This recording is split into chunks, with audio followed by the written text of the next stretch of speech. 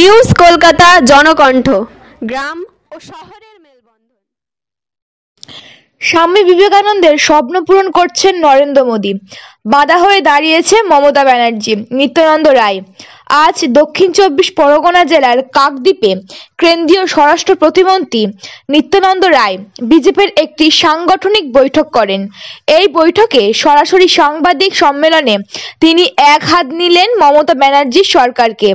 তিনি বলেন, প্রধানমন্ত্রী নরেন্দ্র মোদীজির গরিব কল্যাণ যোজনাগুলো পশ্চিমবঙ্গ চালু হতে দিচ্ছেন না পশ্চিমবঙ্গের মুখ্যমন্ত্রী মমতা ব্যানার্জি। নরেন্দ্র মোদীর সরকার কৃষকদের জন্য সরকারি ব্যাংক অ্যাকাউন্টে কৃষক নিধি যোজনার দ্বারা দেশের সমস্ত কৃষকদের দিচ্ছেন, কিন্তু মমতা ব্যানার্জির সরকার রাজ্যের গরিব কৃষকদের কেন্দ্রীয় যোজনা থেকে বঞ্চিত করছেন। 3% पड़ा गया, क्या बेरोजगारी नहीं बढ़ेगी? इतनी बेरोजगारी का कारण क्या?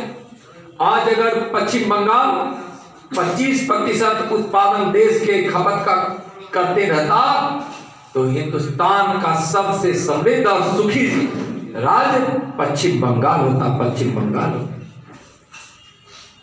तो आज इसके लिए जिम्मेवार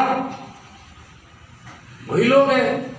ममता बनर्जी क्या की 10% कहां बंगाल को लेके किस प्रकार से बंगाल की अर्थव्यवस्था को चौपट करती है।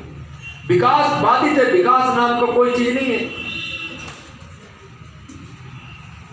तो यहाँ के लोग ममता बनर्जी जी के इस सत्ता से इनकी सरकार से और इस सरकार के लोगों की हरकतों से, टीएमसी के कार्यकर्ताओं की हरकतों से नाखुश है। मैं तो पश्चिम बंगाल में आया हूं और देख रहा हूं वातावरण यही है कि इस बार कमल ही खिलेगा। भारतीय जनता पार्टी की शानदार बहुमत के साथ ही सरकार बनेगी। लोगों ने ऐसा मनोना रखा। मोदी जी और भारतीय जनता पार्टी के पर जो उन्होंने विश्वास की झलक दी है, जो उनके चेहरे पर विश्वास था कि नहीं, कल्याण तो इस देश का और इस देशवासियों का सबका माननीय नरेंद्र मोदी जी से ही होगी। और जब पश्चिम बंगाल में सरकार बनेगी भारतीय जनता पार्टी की, तो यह सरकार डबल इंजन की सरकार होगी, जिसकी एक इंजन दिल्ली में और एक इंजन पश्चिम बंगाल से, एक इंजन यहां से चलेगी और दिल्ली तक पहुंचकर दिल्ली के इंजन के साथ जुड़कर और फिर पश्चिम बंगाल आकर विकास की धारा बहाते हुए जन जन तक विकास को पहुंचाए।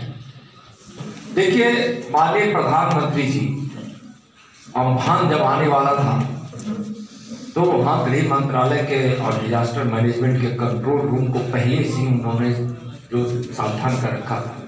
सारे अधिकारी दिन रात लगकर वहां काम कर रहे थे। यहाँ एनडीआरएफ की टीम जितना मांगा गया उतनी एनडीआरएफ की टीम दी गई।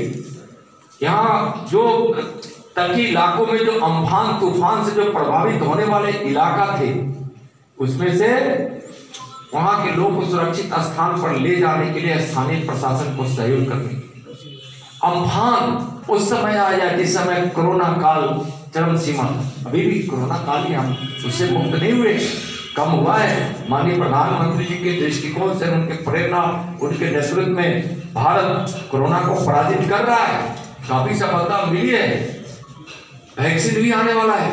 लेकिन अम्फान के उस तूफान में के बाद दूसरे तीसरे माननीय प्रधानमंत्री जी आकर यहाँ दौरा की और उस समय जो अपने इस अम्फान के प्रभावित पश्चिम बंगाल के भाइयों बहनों के लिए जितना उचित कदम उठाया जाना चाहिए, सारे उचित कदम उठाए, सहयोग भी किया।